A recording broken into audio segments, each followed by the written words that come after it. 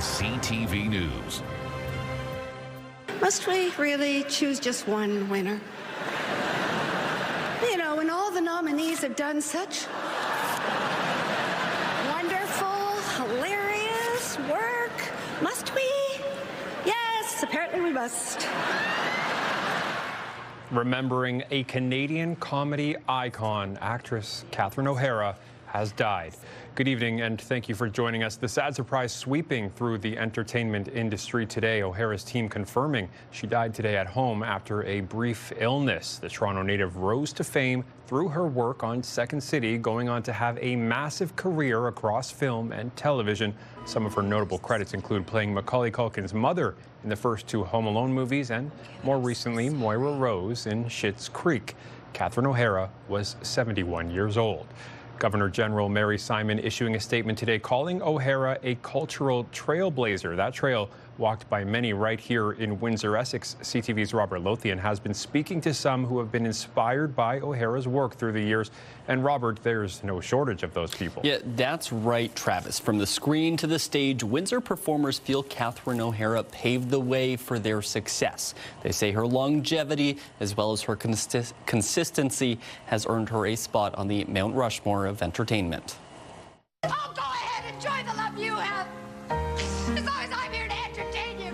Endless talent, a true comedian. Whether it be a leading role or a cameo, Vincent Georgie feels Catherine O'Hara brought a sense of certainty to each role. No matter where she'd show up, in how big or small of a role, you knew she was going to be funny, you knew she was being great, she knew she was going to hit. The beloved Canadian actress and comedian passing away at the age of 71 after decades of success in the entertainment industry that the head of WIF calls inspirational.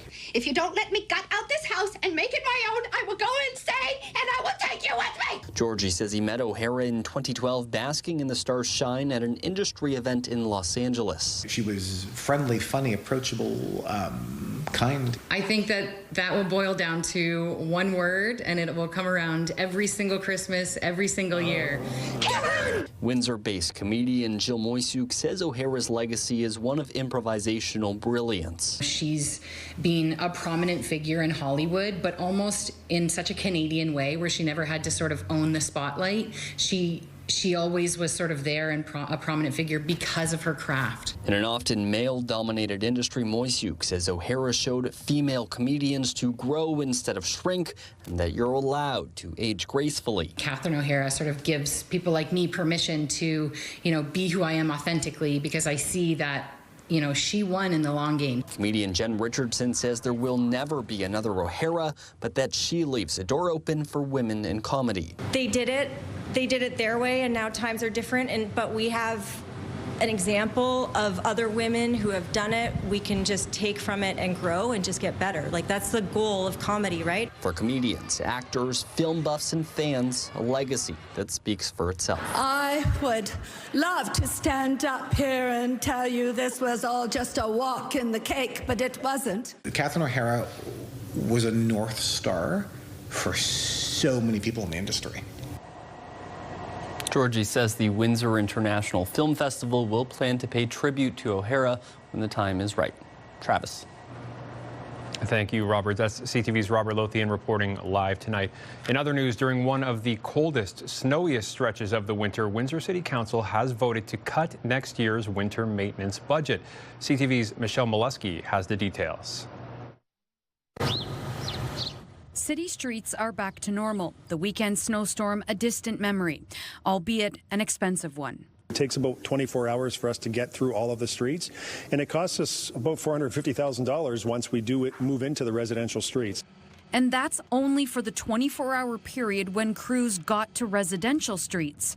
Ironically, the same day Windsor was digging out, City Council crunched the budget numbers for winter maintenance. Are we still feeling comfortable with that number, Madam Treasurer? Admin was proposing, and Council ultimately agreed, to a 7% reduction in spending on snow removal, bringing the budget down to a little more than $5 million. Like any other municipality, we have heavy years, we have lighter years, so the intent here was to try and normalize the process to some degree. That's the nature of budgeting for large municipalities. Staff have to predict what's to come based on what's past. All of that without knowing what Mother Nature has in store.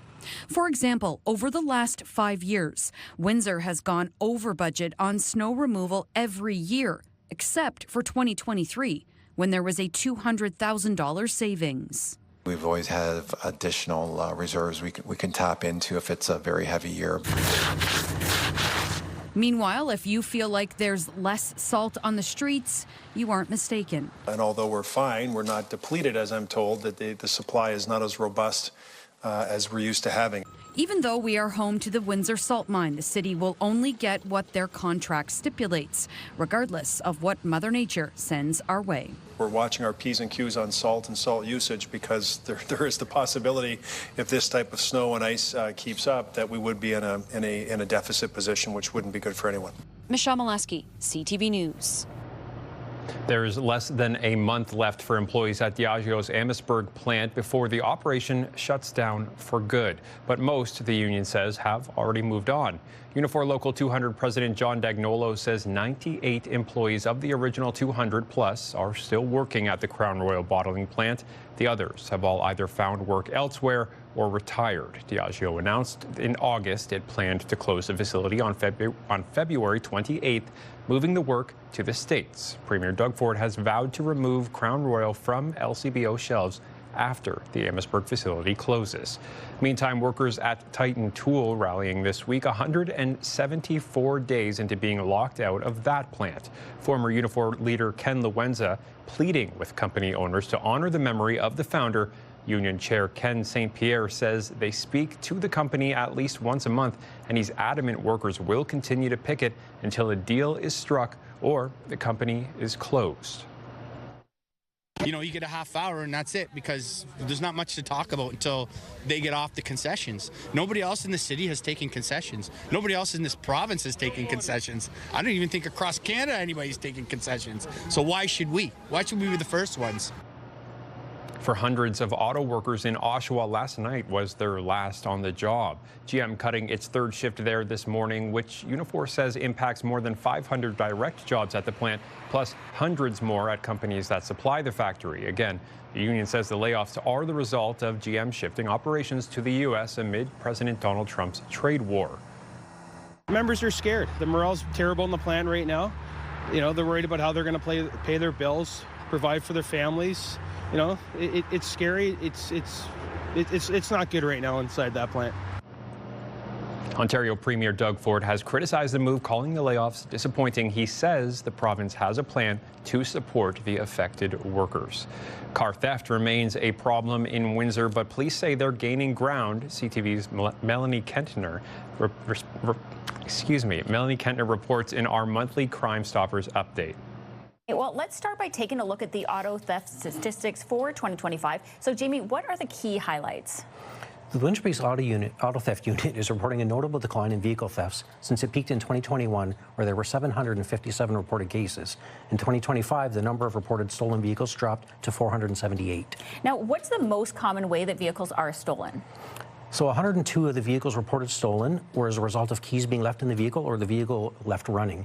These are crimes of opportunity which put other motor vehicles and the public at risk. So those kinds of thefts are easily preventable then? Yes, don't leave the keys in the vehicle. And the auto theft unit is also advising they've laid 9 charges involving false stolen vehicle reports. Now, describe to us some of the recent cases. So one of the cases involves a white Mercedes that was left parked on the street, and 2 suspects approached the vehicle on foot. One appears to have either a spare key or a key fob. They're able to access the vehicle, enter it, and drive it away. And what about the second video that you have? The second video is a crime of opportunity in which a person leaves their vehicle running while entering a business, and a person sees this as a crime of opportunity, enters the vehicle, and again drives it away. Now, do you have any tips for residents to prevent this type of thing from happening? Yes. Keep your doors locked. Do not leave spare key fobs or spare keys in the vehicle. Keep your key fobs in a safe place, out of range when the vehicle is not in use, and don't leave your vehicles running when you're not using it. And what can people do if they are a victim or a witness to something like this? If you're a victim or a witness of a crime in progress, call 911. You can file a report with your local police service, or you can contact us at Crime Stoppers anonymously. Great. Well, we put all that info on our website. Thanks, Jamie. And that's your Crime Stoppers report. If you've still been hanging onto your old recycling bin or cart, there's an easy way to get rid of it coming your way. For 2 weeks in February, crews in Windsor will be collecting old red and blue recycling containers, including Herbie Kirby bins, looking to keep them out of the landfill. If you want them to take yours, you just have to register online or call 311. County residents can take theirs to Essex Windsor Solid Waste Authority depots now through April 15th. Reuse is a great option here. Personally, I'm reusing my own two 95-gallon carts that I have at home. City of Windsor will allow residents to use the rollout carts in garbage or in garbage or yard waste. I'm sorry, just not the red and blue small bins. Those are not usable in the other streams. As we reported yesterday, some new flights coming to Windsor Airport in the spring, with Porter Airlines launching daily direct flights to the nation's capital. As CTV's Chris Campbell reports, the move is made in response to growing demand. Non-stop flights between Windsor and Ottawa are set to take off May 1st as Porter Airlines launches daily service between the two cities. Airport officials say this route has been cleared for takeoff for some time, with demand steadily climbing. We've been talking to Porter about Ottawa for a while, and we've seen our numbers, our demand for Ottawa steadily increasing, I'd say, for the last year and a half or so, or maybe even 2 years. So it's great to have a direct connection to a city that people want to go to. Airport President and CEO Mark Galvin says the route is a win for both business and leisure travelers, from local residents heading to Ottawa for government work to Canadians looking for a closer-to-home getaway. We're seeing a lot more business people wanting to go to Ottawa, dealing with the federal government, for example. We're seeing leisure travel. Obviously, leisure travel in Canada has gone up because Canadians are choosing to stay in Canada, which is great. And Ottawa is a wonderful destination, particularly in the summertime. Porter says the Windsor-Ottawa route is part of its broader investment in Ottawa, creating a hub to give travelers access to more connections across its network. In a statement, Porter Airlines Vice President Andrew Pierce said the airline's overall network is growing by 20%, the fastest rate for any airline in North America, as we continue providing service for more passengers. He went on to say our long-standing commitment to a distinct elevated economy experience continues to result in exceptional customer satisfaction. Airport officials also see the move as a positive sign for Windsor International Airport's recovery and future growth. That's all we try to do here, is to try to connect people here in our community to the places they want to go. And it's obviously difficult since COVID, and COVID's still around for the air sector. But this is a great announcement from a great partner. Galvin adds strong passenger uptake could help pave the way for additional routes in the future. If we use the route and they see that it's being embraced, it's much easier for us to meet again and say, what about this route? What about that route? Daily nonstop service between Windsor and Ottawa begins May 1st. In Windsor, Chris Campbell, CTV News. CTV meteorologist Gary Archibald has your full weather details coming up in 2 minutes' time. We started to see it in the industry, so we want to build it into our curriculum. And think twice before tossing that T-shirt. Still to come, how local students are turning trash into runway-ready fashion. CTV meteorologist Gary Archibald is here with our first look at the weather tonight. And Gary, now it's 48 days and 11 hours until spring. 48 days, still counting it down.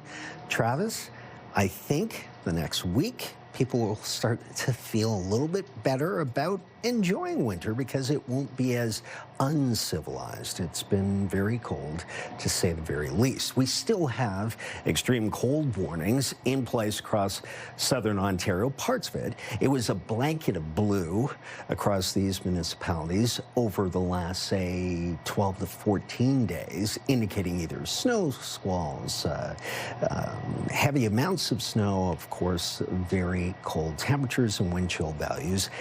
Indicated with that map could be in the minus 25 to minus 30 range east of Chatham-Kent. So for us in extreme southwestern Ontario, we are still below seasonal in terms of temperatures. Case in point with a look at the almanac in Windsor, minus 9. Our average high is closer to minus 1. Our low this morning was minus 18. It felt like about minus 26. Yeah, these are cold temperatures, and the wind chill has only made it feel that much colder. There's good news in that we're sort of in the midst of this dirty high, area of high pressure, which has not completely cleared out the cloud nor the precipitating cloud. We still have a chance of this northerly flow to bring some flurries across the region, say in the next 12 to 18 hours. If we do see snow at all in Windsor, Essex, Chatham-Kent, and the surrounds, we're likely to see a dusting to upwards of a centimeter of snow. We can certainly deal with that because over the last 2 weeks, we've been blasted with snow at times across the region, even more snow further north and east of us. Temperatures are cold, but not in the warning criteria. Minus 18, our average low for this time of the year would be closer to minus 8, so it's chilly. It will feel like minus 24 at that lowest temperature, probably coming in before dawn at around 4 a.m.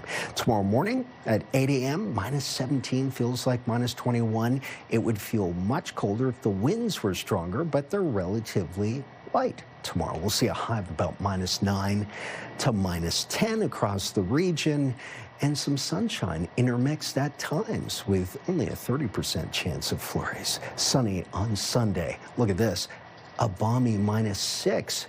Then minus 4. Could we be heading in the right direction towards normalcy?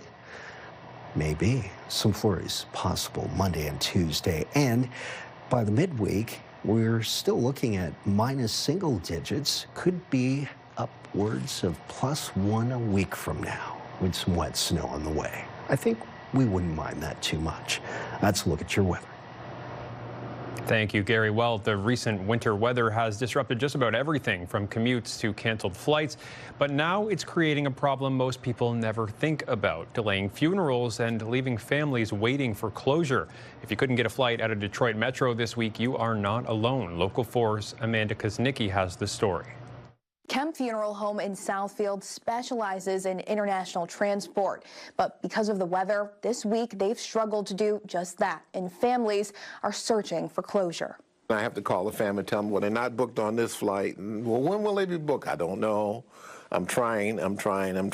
Stephen R. Kemp says in his 40 years in the funeral business, he's seen delays, but never anything like this. With all these delays, I didn't want to have any problems.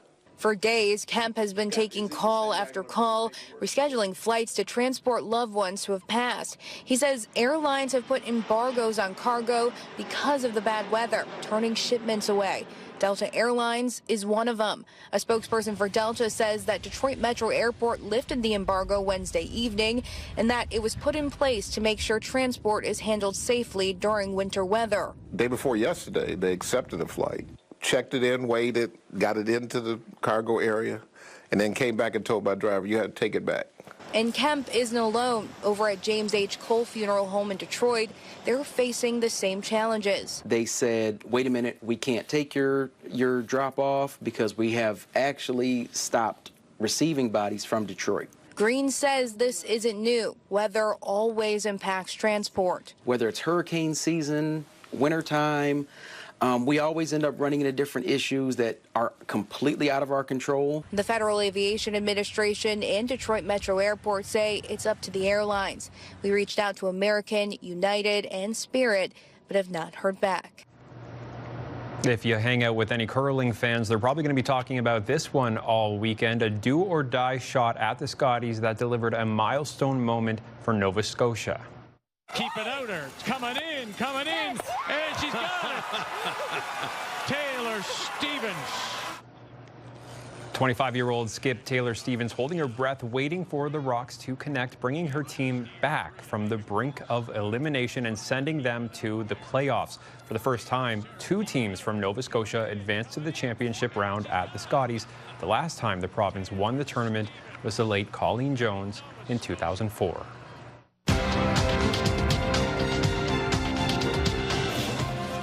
Canada's main stock index dropped sharply as the next nominee to lead the U.S. Federal Reserve prompted a sell-off in precious metals. The TSX plunged almost 1,100 points. In New York, the Dow lost 179. The Nasdaq is down 223. The Canadian dollar fell a quarter cent today. On commodity markets, gold sank more than $600 an ounce. Oil lost 21 cents a barrel. Jim Gaffigan takes the Coliseum stage with all new material on his Everything is Wonderful tour Friday, March 6th. Enter online at ctvwindsor.ca for your chance to win a 4-pack of tickets to see Jim Gaffigan at Caesars Windsor, plus a $200 gift card. CTV News Windsor has launched a newsletter helping you start your day with the latest local news. By signing up, you'll get direct local content straight from CTV Windsor to your inbox, including top stories, the forecast, and videos. You can sign up at ctvnewswindsor.ca. The Windsor-Essex County Health Unit keeping track of infectious disease spread in the region, with Chief Medical Officer Dr. Mehdi Alouche stopping by to touch on the topic with CTV's Stephanie Mazzotti. Dr. Alouche, thank you so much for being here. Thank you, Stephanie. So what are some of the infectious diseases that we are currently tracking right now? This is winter time. We are tracking respiratory diseases, flu, COVID, RSV.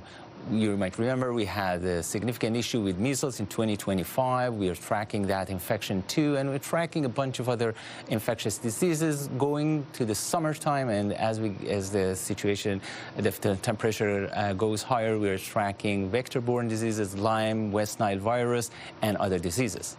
And how does our location in Windsor, Essex affect how these diseases are reaching us?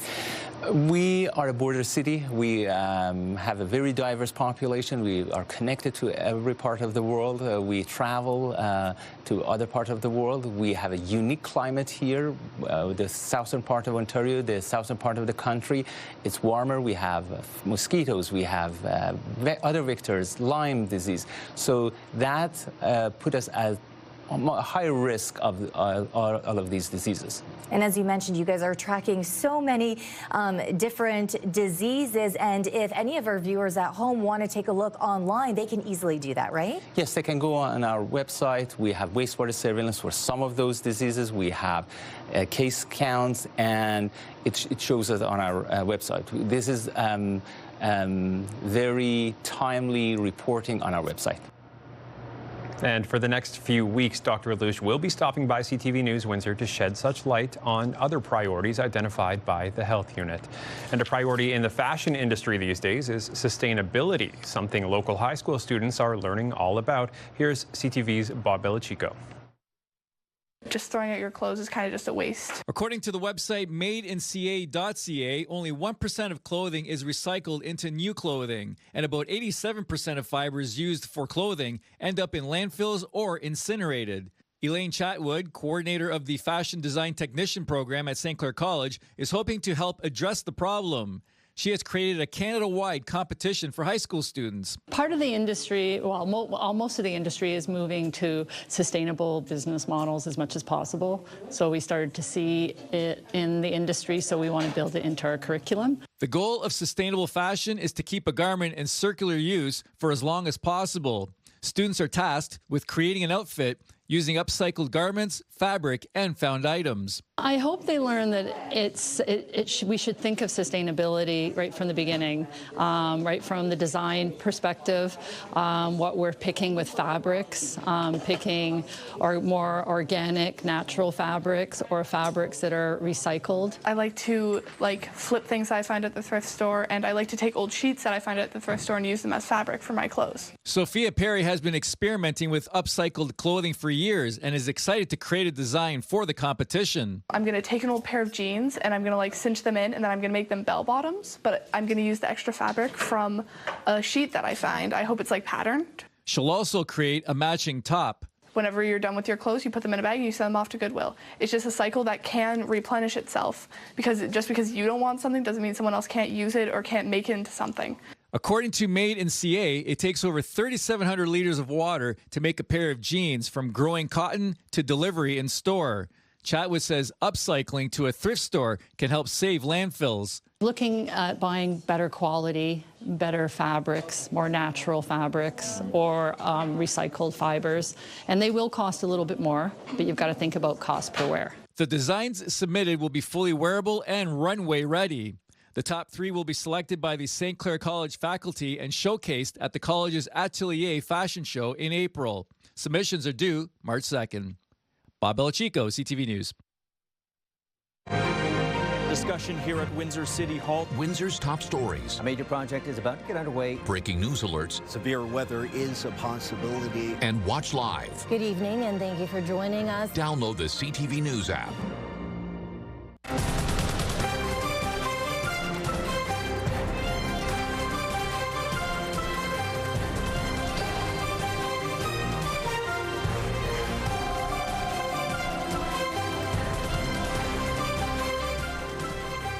CTV meteorologist Gary Archibald is back with another look at the 7-day forecast. And Gary, was I dreaming, or did I see a temperature above zero on that? If you did see it, I would shake you if you were dreaming and say, Travis, it's going to warm up. It'll be normal. Believe it. So there it is. Take a look. It's glorious, isn't it, ladies and gentlemen? Finally, temperatures average.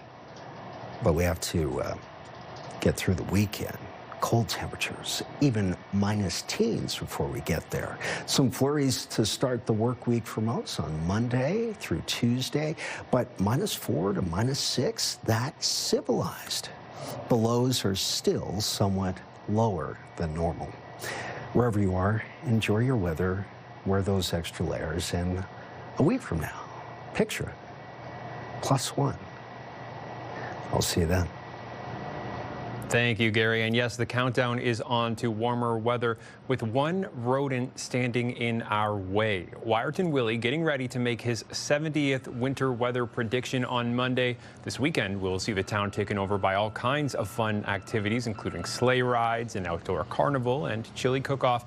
Of course, the main event is February 2nd, Monday, when at 8:07 a.m., Willie will either see his shadow and predict 6 more weeks of winter, making a personal enemy out of me, or not see his shadow, predicting an early spring. CTV's Scott Miller will be there. You can watch it all go down live over on the CTV London website starting at 7:30 a.m. That's our time for tonight. We hope to see you back here on Monday. For now, I'm Travis Fortnum. Have a great weekend.